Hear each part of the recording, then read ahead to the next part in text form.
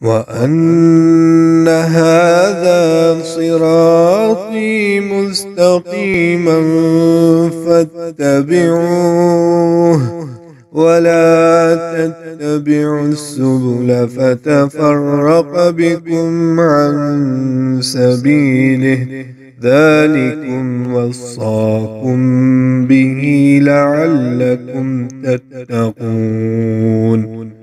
أعوذ بالله من الشيطان الرجيم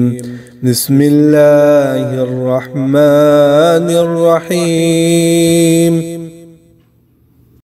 السلام علیکم ورحمۃ اللہ وبرکاتہ۔ الحمدللہ والصلاۃ والسلام علی رسول اللہ۔ کسی بھائی نے پوچھا یہ نوحہ اور ماتم کیا ہے؟ دیکھیے، نوحہ کسی کے فوت ہو جانے پر جو رونا پیٹنا اور اس طرح کی غیر شرعی رسمیں کی جاتی ہیں انہیں نوحہ کہا جاتا ہے، اور اس پر یعنی ایک باقاعدہ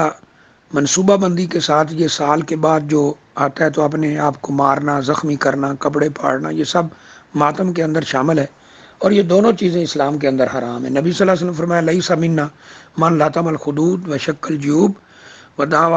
دعا دعوی الجاہلیہ، یا اس طرح کے لفظ ہیں حدیث شریف میں